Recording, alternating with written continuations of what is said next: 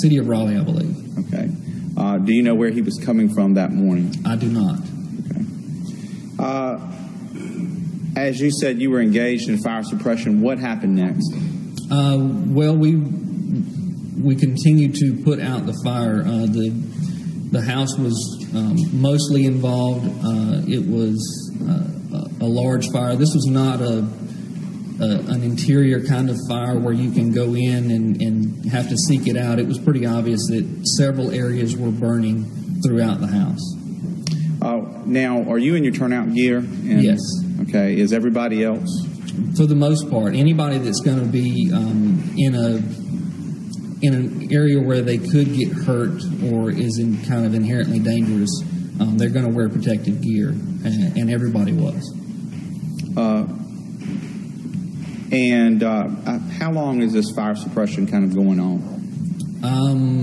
I don't know the exact time we marked fire under control, but you know, even once the fire is controlled, you still have to put out hot spots. And what are hot spots? Just areas where the fire is continuing to hold heat and could erupt into flame again. When we say erupt into flames, do you mean reignite? Yes.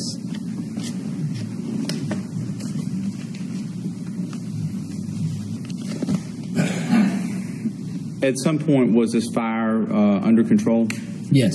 All right. And was that kind of later in the morning? It was. Now, did you see Jerome Faulkner Jr. when he arrived on scene? Yes. Did you have a chance to talk to him? I did. Can you tell us about that?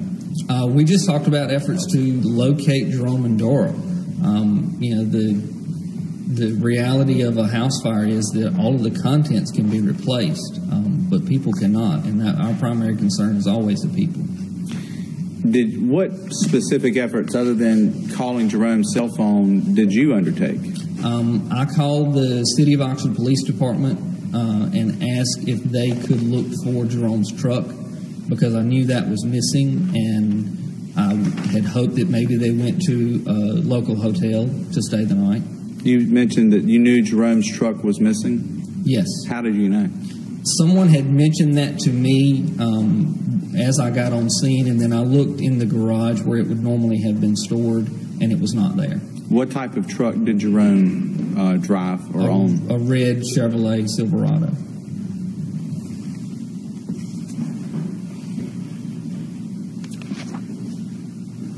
What happened next? At some point, I left the scene because the engine had left because the fire was under control. We didn't think we needed it anymore. We realized we had some more hot spots that were going to require some water, and so I went back and picked that up. So the first time, did you respond in your personal car? Yes. And the second time, you went by the fire department? And got the engine and brought it back. Okay. Do you recall about what time you arrived back on scene with the engine? I do not. I may have recorded it in my statement, but I don't recall off the top of my head. Okay. Now, when you went back with the engine, what were you doing then? Having it available so that we could put out hot spots. You know, an engine will typically carry more than 1,000 gallons of water, and so that will give us the tools that we need to put out those hot spots. Okay. Later on, as the afternoon went on, did your role change, I guess, or were the hot spots eventually all put out? Yes, and then, and this kind of goes all at the same time. At some point, the fire marshal arrived, and an investigation was started trying to determine the cause of the fire, and I was assisting them. And when you say assisting him, what do you do?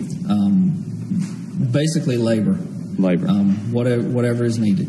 Okay, so if he told you to move something, you moved it. If he told you to take a shovel and dig something, you did that. That's correct. Right.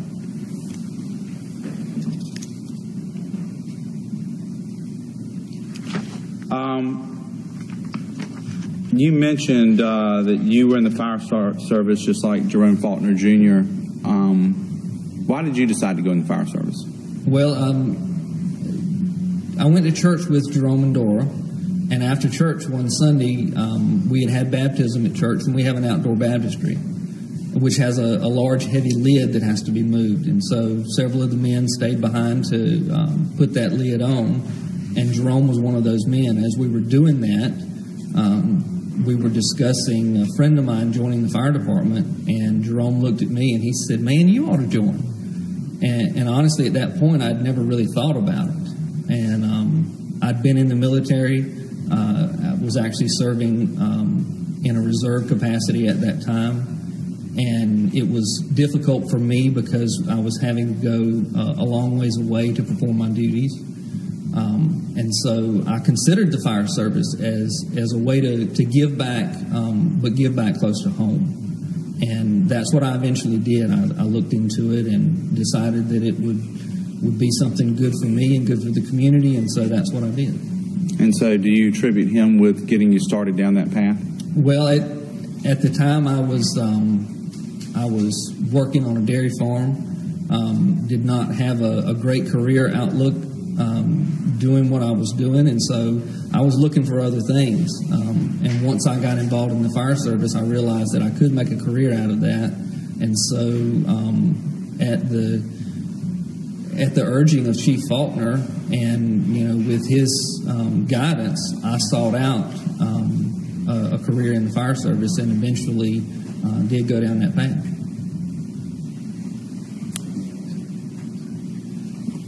I don't have any other questions for Mr. Glover. Thanks, sir. Now, you said you started working with the volunteer fire department. When did you start working with the voluntary fire department? 2001. And you were employed as a full-time fireman before that. And where were you employed as a full-time fireman?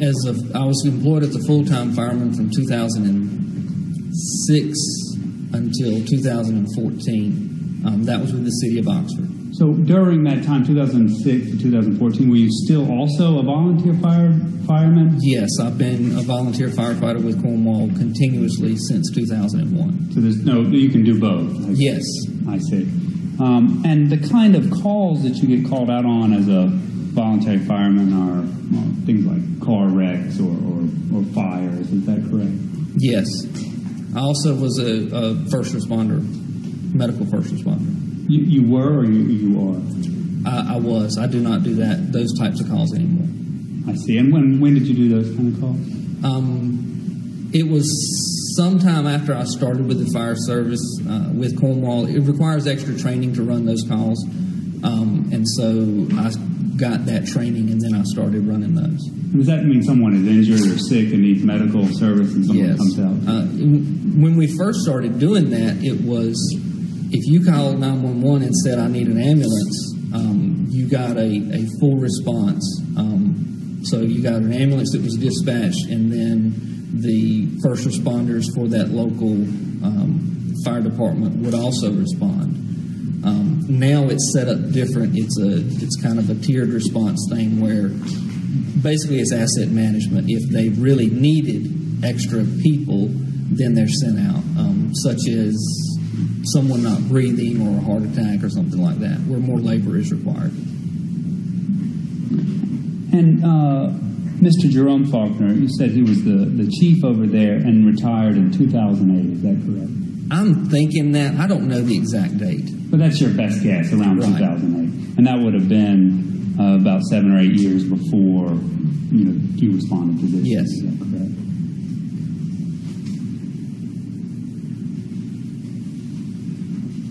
No further questions. Thank you, sir. No, Your Honor. Thanks, sir. You can stand. Thank you. You asked me to be on the screen. Yes, Your Honor. Any objection? Yes, sir. Much right.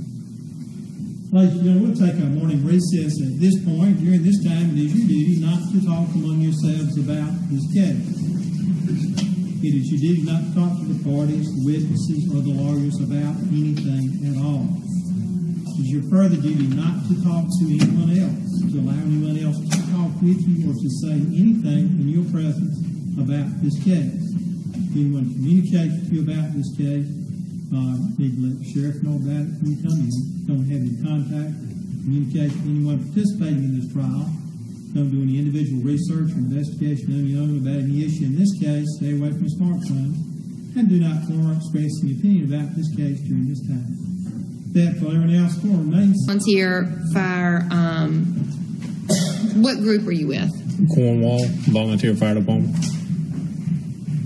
How long have you been a volunteer firefighter? Altogether, I started when I was roughly 16 years old. So that would probably be over 10 years at least.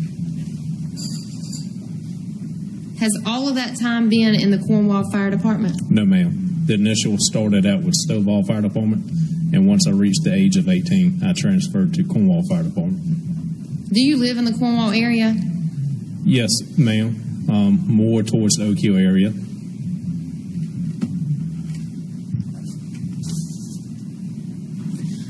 Were you called on, or were you on call, I guess, as a volunteer firefighter on January the 1st of 2015? Yes, ma'am. Did you respond to a fire call at 8067 Highway 96 North on that morning? I did. About what time? I got there roughly between 7:20, 7:30 that morning. Where were you when you got the call? I was at my residence. And you say that's more in the Oak Hill community? Yes, ma'am. About how far away is that from 8067? For my residence, you're probably looking at maybe roughly 8 to 10 minutes. And Deputy Harrison, what rank, if any, do you hold with the Cornwall Volunteer Fire Department? Currently as chief. And that day was actually day one. That was the first day you were the chief of the Cornwall Volunteer Fire Department? Correct.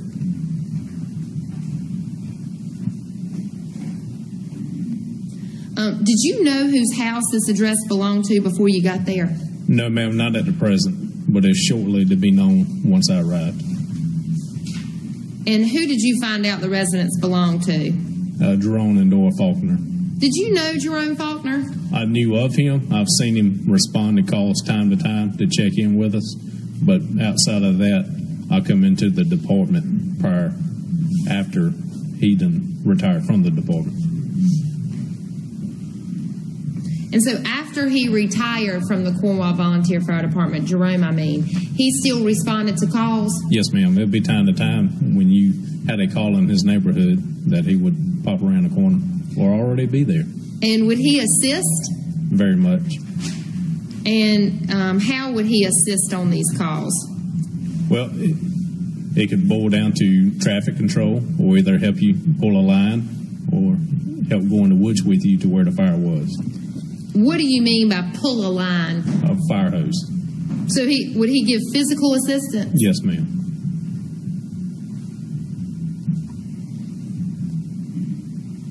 Did you know Dora Faulkner? No, ma'am, I did not. So was she no longer a first responder while you were with the Cornwall Volunteer Fire Department? No, ma'am.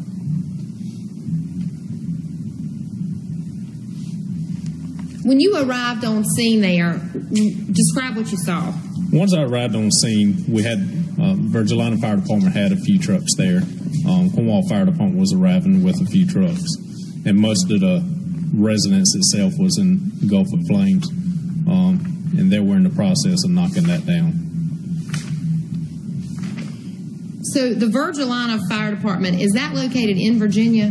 Yes, ma'am, just right across the line. About how far away is the Virginia line from 8067 Highway 96 North? I would put 10 to 12 miles.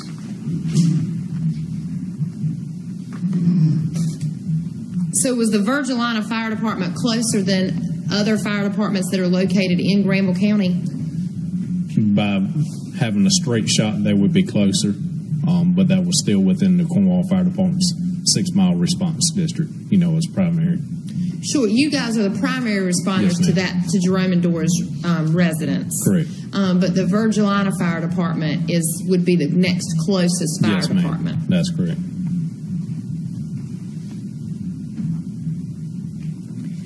Describe all of the resources firefighters were using to fight the fire.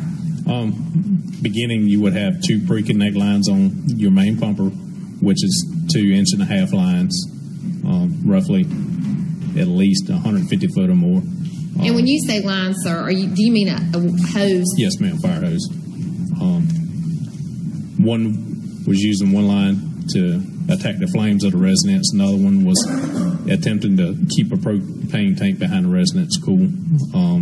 And as the fire got down a little bit more, other members began cutting holes into sides of the house to be able to put out these smoldering spots, because it was yet to be known how stable the house was,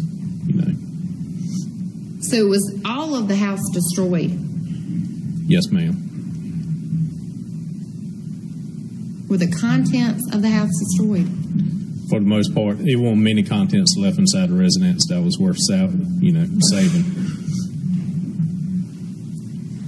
Do you know Jerome Faulkner Jr.? I did not until that day. Did somebody arrive on scene and introduce himself as such? Yes, ma'am. And what happened after his arrival? After his arrival, there was many attempts through him, through the dispatcher, and other members and other people that showed up to try to make contact with Jerome and Dora. And I know that from speaking to Jerome Jr., he said around 7:20 or give or take,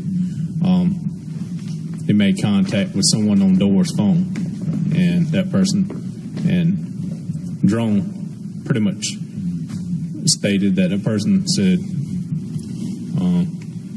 once he told him about the fire at the house, they kind of shrugged it off on the phone.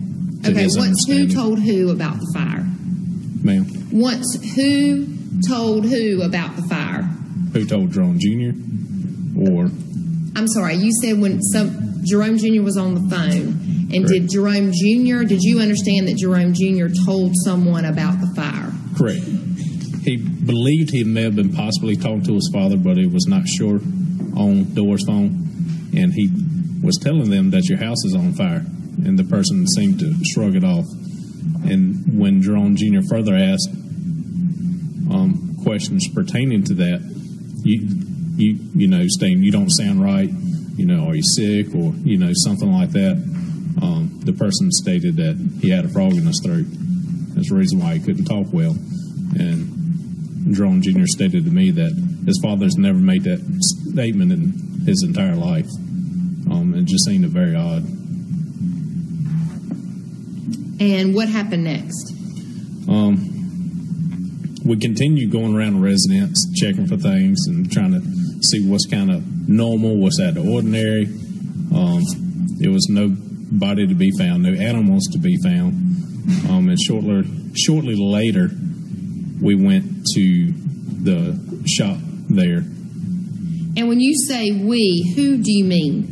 A few firemen on Cornwall Fire Department with Jerome Jr. attempting to check for vehicles. And did you say you were attempting to check for vehicles? Yes, ma'am. See if there was any vehicles hidden inside their garage.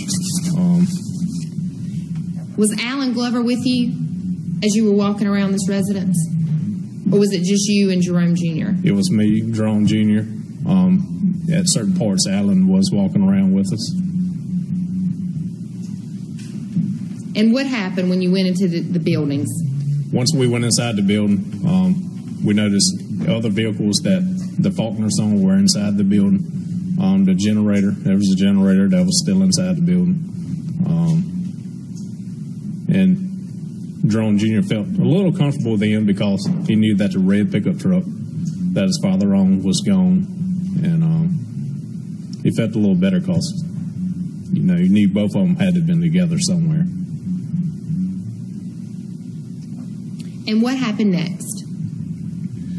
I made contact with the fire marshal's office to respond to the location to assist in determining the fire or what started the fire. Is that routine? If you have a suspicion of a fire, yes, ma'am. If it's an obvious natural cause fire, as in a fire that may have been started by the weather, or you can obviously tell a fire gets started from an outlet or some sort, if there's any reasonable doubt within that fire, then the fire marshals will be contacted. What happened next?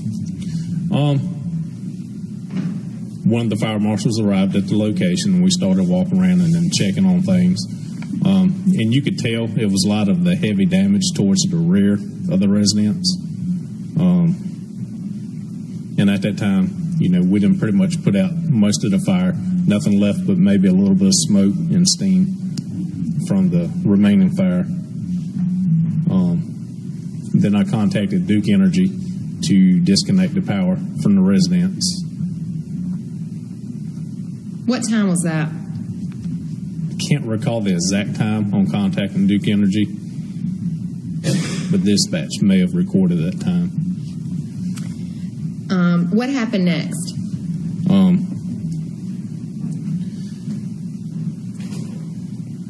As the firemen were packing up, I called into dispatch and I also called into Sheriff Brendo B. Wilkins to make sure it'd be okay to try to get a bolo started, be on the lookout for the couple. I made contact with the dispatcher and told her what to put in for the bolo, and at the time, it was my understanding she put it out. And when you say bolo, what do you mean? Be on the lookout for. And did you do that for the truck, or did you do that for Jerome and Dora, or all three? All three, had the truck tied in together. Then I also was keeping in contact with the dispatcher right regular as she was attempting to track the cell phones of Jerome and Jerome Faulkner through the cell phone companies. And did she tell you any result that she got off of that? Yes, it was one time that the Dora's phone was pinged in South Boston, and Is that South Boston, Virginia? Yes, ma'am, out of Virginia. So after you contacted the dispatcher about the bolo, what happened next? She gave the bolo out and also advised her that within that area to start making contact with hotel motels from where the phone was pinged. Also made contact with local authorities in the area to see if they can physically ride and check the areas. And back during the time of when we were checking the building, me, Jerome Jr., and a couple firemen were at the main store shed where we're checking for the vehicles. 8 to 10 feet outside the door was a camouflage jacket. It kind of seemed odd, out of place. Didn't remember any members wearing that jacket, but at the same sense, we kind of left it there just in case somebody wanted to come back and pick it up. Was it on the ground there outside of that building? Yes, ma'am. What did you do with it? It remained there at that time. Was it ever moved? Yes, it was moved by a fireman named Eugene Blackwell, and he placed it on a bush beside the driveway so somebody could see it in case it was one of their jackets, so they can come back and retrieve it. Nobody knew who it belonged to? No, ma'am. Did any firefighter ever get it? No, ma'am. Did you collect it? Later on, yes, ma'am. Did you take pictures of where it was? Or yes. Where it had been moved to? Yes, ma'am. May I approach, Your Honor? Yes, ma'am.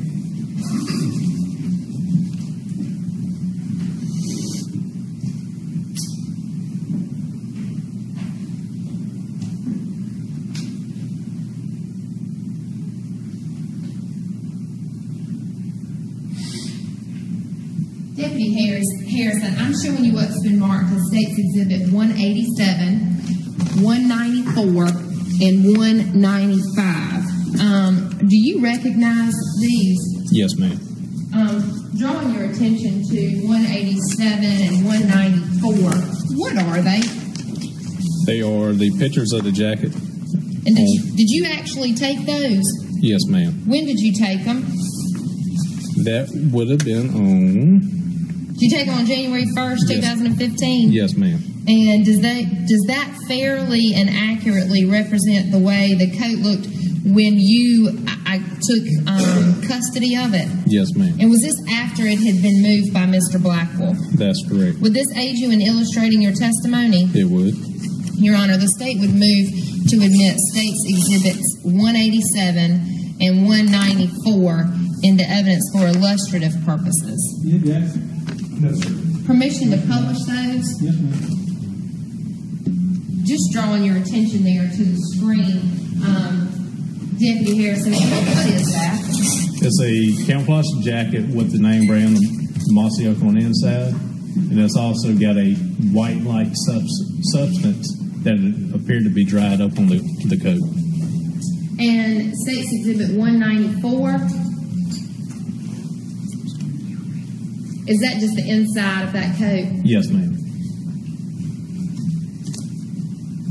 And State's Exhibit 195, do you recognize this? Yes, ma'am. And what is it? It is the evidence bag containing the jacket. And how do you know that? By the markings on the bag. What are the markings on the bag? My initials. And what did you do with that bag? What did you put in the bag? The camouflage jacket. And what did you do with it after you put the camouflage jacket in there? Brought it to the office for the evidence. Did you seal it up? Yes, ma'am. And then did you put it in evidence here at the Granville County Sheriff's Office? Yes, ma'am. And do you notice other markings on there? Yes, ma'am. It's initials within the sealing of the bag. And does there appear to be a sticker from the North Carolina State Crime Lab on here? Yes, ma'am. That's correct. Other than that, does this appear to be in the same condition it was in when you when you sealed up this bag on January the 1st of 2015? That's correct. Your Honor, the state would move to admit State's Exhibit 195 into evidence. The bag? Well, and I guess I'm going to ask them to open it, and I will mark the bag as the contents is 195A. You, Jay? I do not have a question. Motion allowed. Just 195.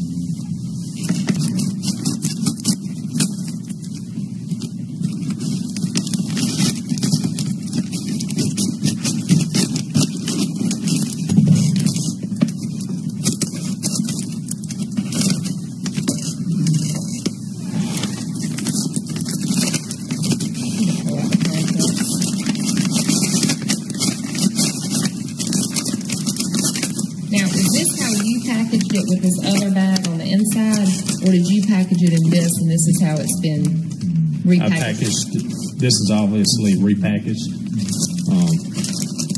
When I put it in the bag, it was the bag alone.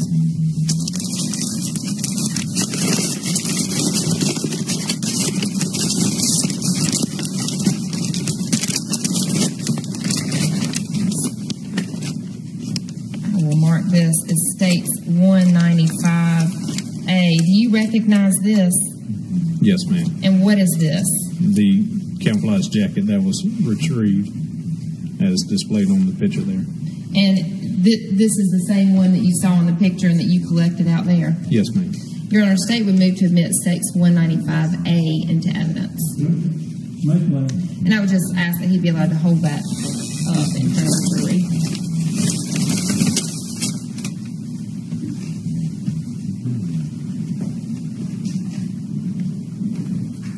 Thank you, sir.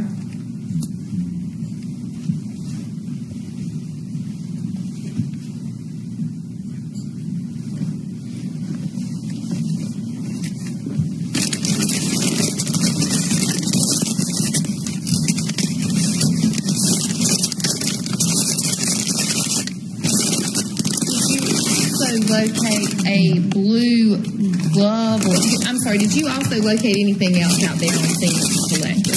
Yes, ma'am. After a while back, I also located a glove next to the front of the residence, and that was placed on a tree by a fireman. Later learned, but it was still located within the front of the residence. And that also was put on a tree just in case somebody was missing a glove. And did anybody retrieve that glove at all? No, ma'am. And so did you collect it? Yes, ma'am. May I approach? Yes.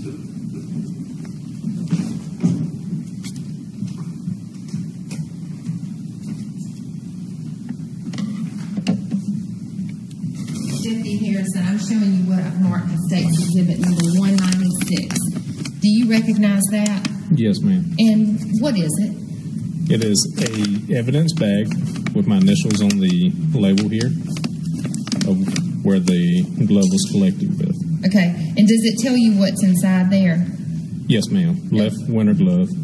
And is this how you packaged it and sealed it on January the 1st of 2015? Yes, ma'am. And did you enter this into evidence over at the Granville County Sheriff's Office? Yes, ma'am. In addition to your markings, do you notice other markings that are on it? Correct. Other initials and NC State Crime Lab sticker. So other than the time it's been at the State Crime Lab, as far as you know, it's been in the care, custody, and control of the Granville County Sheriff's Office? That's correct. Has this been, other than those markings, do you see anything else on this bag? No, ma'am. Your Honor, I would ask that he be allowed to open States 196. Yes, ma'am.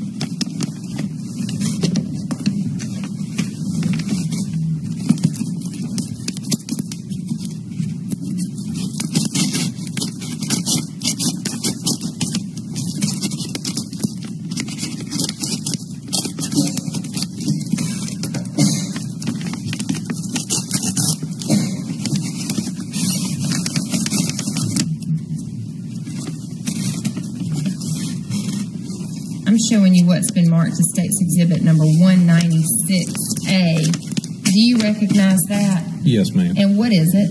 The glove that was recovered from the tree, the front of the residence. And is that what you recovered and packaged there on January the 1st of 2015? Yes, ma'am. Your Honor, I would move to admit State's Exhibit 196 and 196A into evidence. Any objection? Mr. Resistance, Just ask if you can hold that up. yes, ma'am.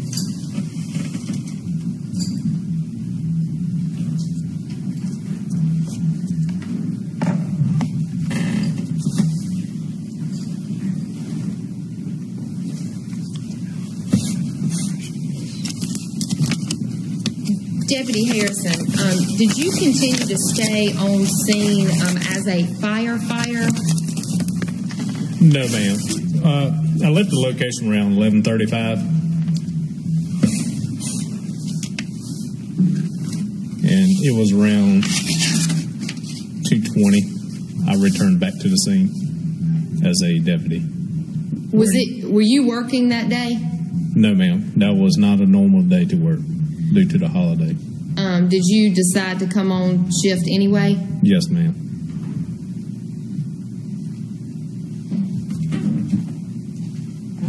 And so when you came back on scene as a deputy, what did you do? I started walking around the residence trying to find more clues of what may have happened at the location.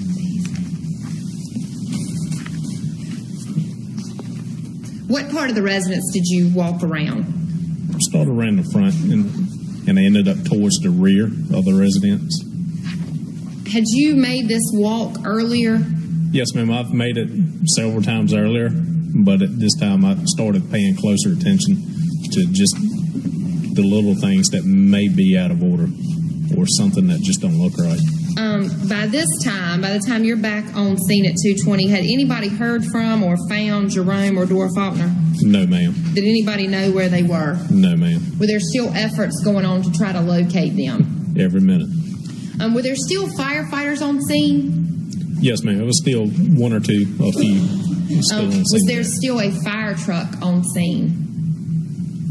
If I'm not mistaken, at that point in time, it still was. Were there any more firefighting efforts going on? No, ma'am. Were there? Why were the firefighters still there? Because there was still hot parts of the residence that was still hot, that weren't very easy to put out. So every time you put it out, you give it about an hour and it catch back up.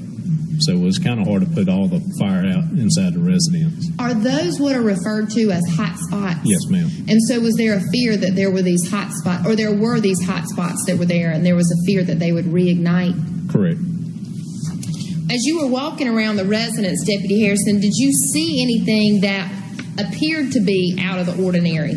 Yes, ma'am. As I approached the rear of the residence, looking onto the steps of the back deck, I started noticing amounts of blood on the deck. And then I looked at the deck even harder, even over top of where the firemen have been constantly coming in and out, and it appeared to be blood all over the back steps, starting near back from the top all the way down towards the bottom. And these back steps, would they be like off of a deck? Yes, ma'am. Wooden steps? Correct. May I approach, Your Honor? Yes, ma'am.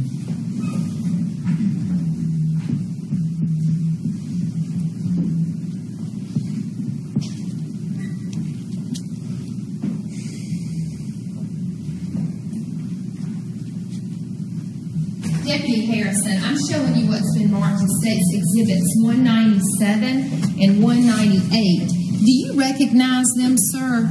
Yes, ma'am. And what are they? It is the back steps of the residence off the rear deck. Are these pictures of those things? Yes, ma'am. And do these fairly and accurately represent the way the back steps were when you saw them in the afternoon of January the 1st of 2015? That is correct. And would they aid you in illustrating your testimony here today, sir? They would. The State would move to admit State's Exhibits 197 and 98 for illustrative purposes. Yeah, Jack. Motion by. Permission to publish, Judge? Yes, ma'am.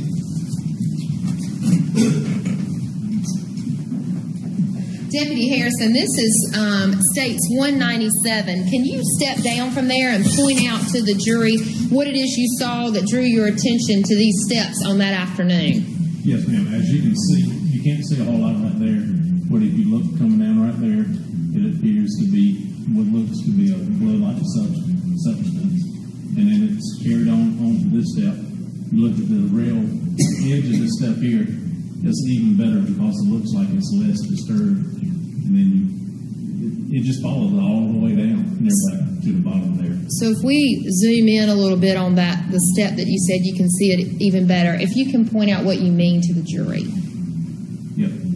So that is a close-up of the step I previously showed you. And you can, looks more fresh than dried out in certain parts there of a blood-like substance.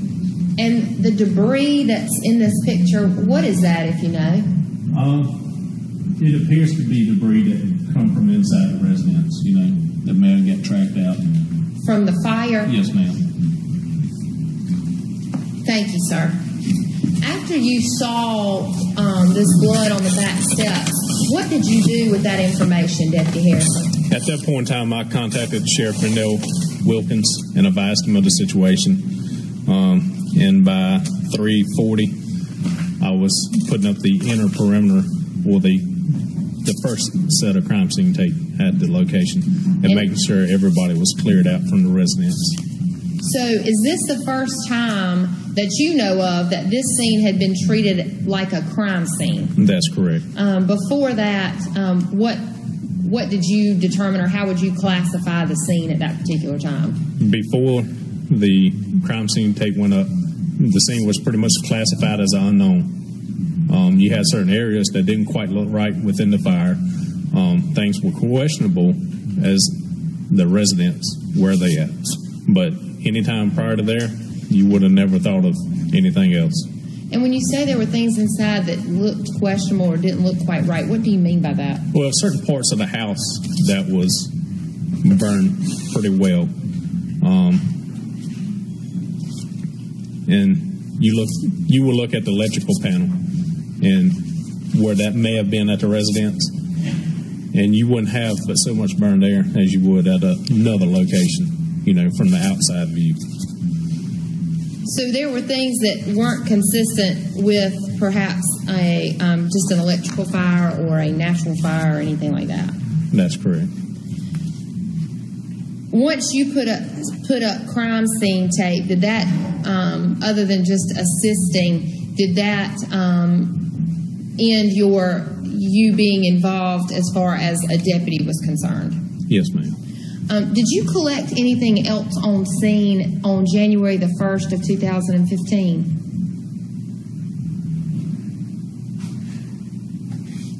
Specifically, did anybody give you any what you believe to be Bibles? Yes, ma'am. And tell me about that. Collected one Bible off the back deck rail of the residence that may have been put out by a fireman. That's kind of yet to be unknown. And then another one was collected off of a tractor seat. And where was the tractor seat? Where was the tractor? The tractor was up under a open shed behind the residence. And did you take a picture of that? No, ma'am. I'm sorry, you didn't take a picture of the tractor and the. Yes, ma'am, I did. I apologize. May I approach? Yes, ma'am.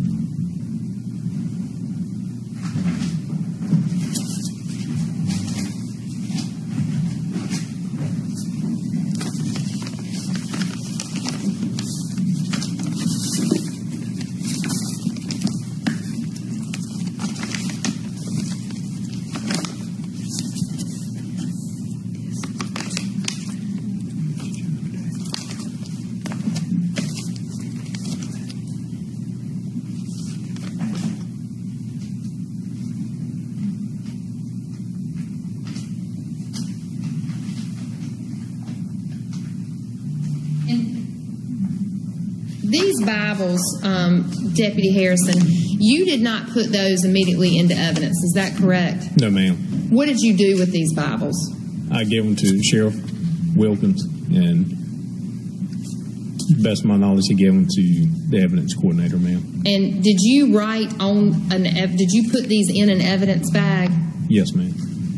And did you write on the evidence bags what they were? Yes, ma'am. But you didn't enter these into evidence or put these in these containers on January 1st. Is that correct? That's correct.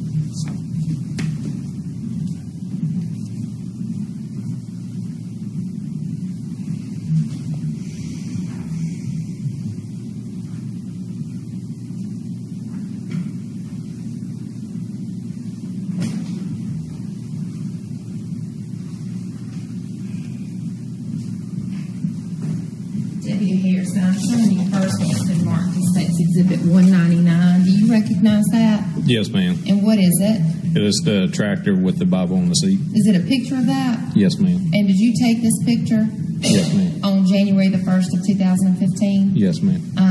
Is it a very good picture? It's not the greatest. It's kind of blurry. Yes, ma'am. But does it fairly and accurately represent what you saw on January the 1st of 2015? That's correct. And would it aid you in illustrating your testimony? Correct. Your Honor, the State would move to admit State's Exhibit 199 for illustrative purposes and permission to publish.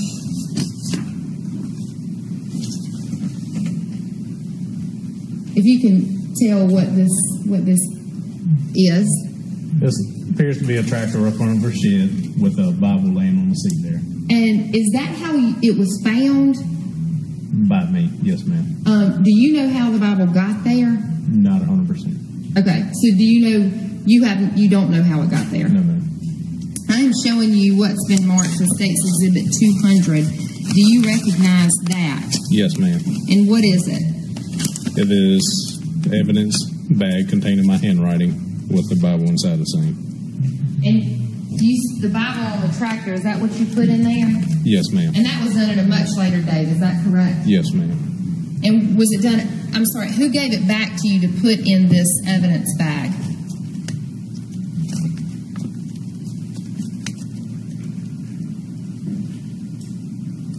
Was that the sheriff or was it the evidence custodian? Or do you remember? I don't recall at the time. You can open this.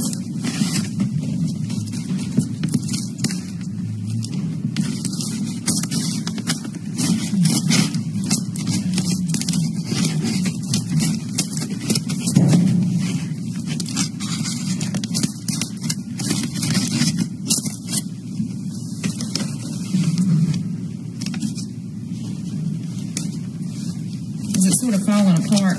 Yes, ma'am. I'm going to mark it here as States 200A. Can you identify that? Yes, ma'am. It appears to be the charred Bible that was recovered off the tractor seat. Your Honor, the State would move to admit States 200 and 200A. Any objection? Yes, sir. That's fine. We can't really take it out of the bag at this time, Judge, so we'll just put it here. I'm showing you States 201. Do you recognize that, Deputy Harrison? Yes, ma'am. It was the evidence bag containing my handwriting where the Bible was placed into by myself. And where did you find this? On the deck rail. And who placed it there? Best of my knowledge, it would be a fireman. Normally, that's kind of a standard thing if you run across a Bible in a residence to set it out for the family. Will you open that?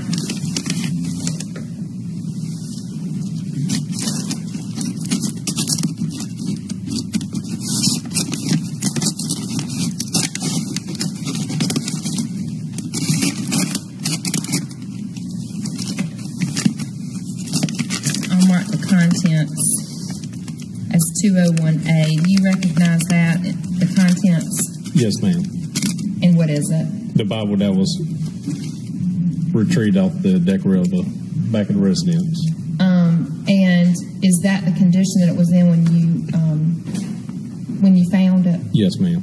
Your Honor, the state would move to admit states 201 and 201A into evidence. Any objection? Yes, sir. That's fine. I don't have anything further.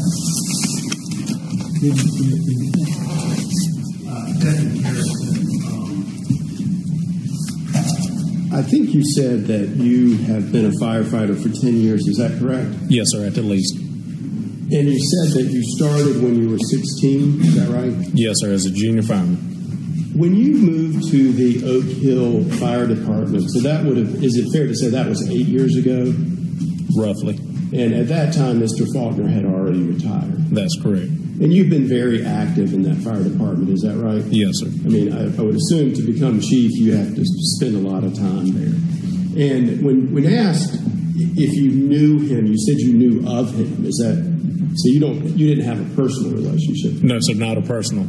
So at least when you were around the fire department, you did not see Mr. Faulkner in general? Not at the department itself. Not during those 8 years, is that right? Correct. So you did see him occasionally on a fire scene, is that right? Yes, sir. And so during that 8 years that you worked at the fire department, did you see, you did not meet Mrs. Faulkner? No, sir, not at all.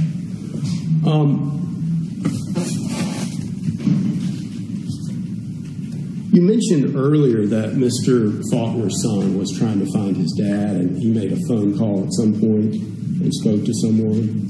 That's correct. And at least it was your impression when he spoke to that person that he thought that could be his father. It was a possibility. Based on the voice of the other person. Being a male voice, but he didn't completely recognize the voice. He didn't completely recognize him, but he held out some possibility it might be his dad, and he might be under the weather or something like that. That's correct.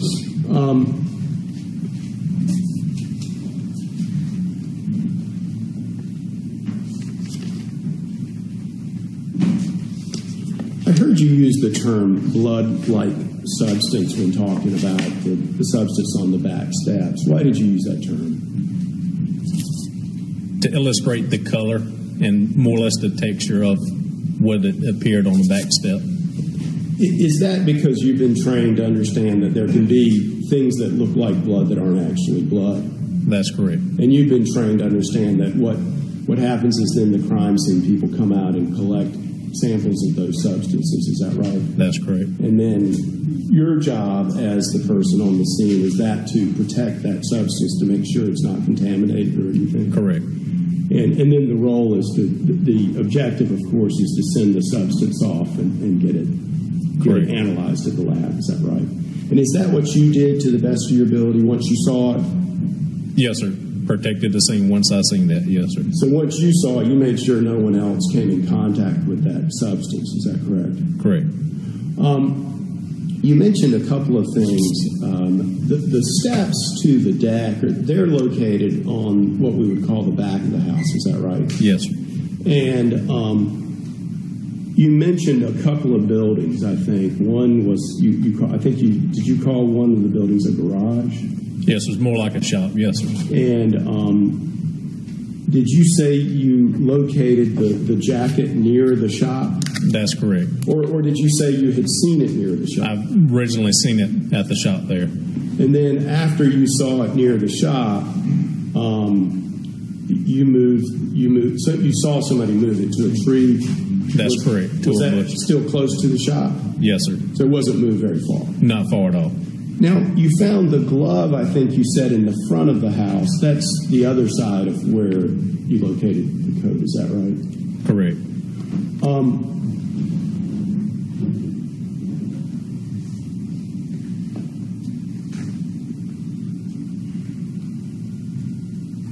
It looks like, did you collect the coat from the bush around 345 or 344? Yes, sir. And the glove shortly after that? That's correct.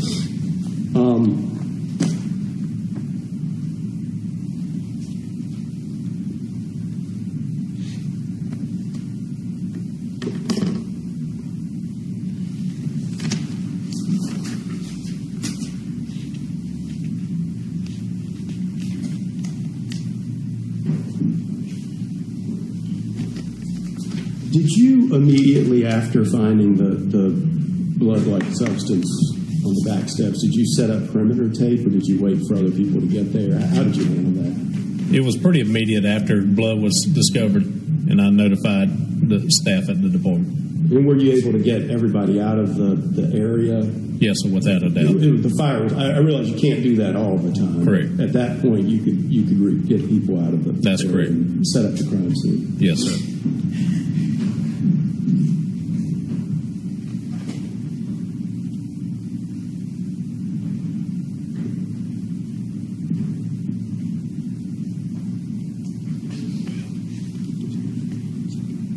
Thank you, Deputy. You ready? No, sir. Thanks, sir. You stand. All right.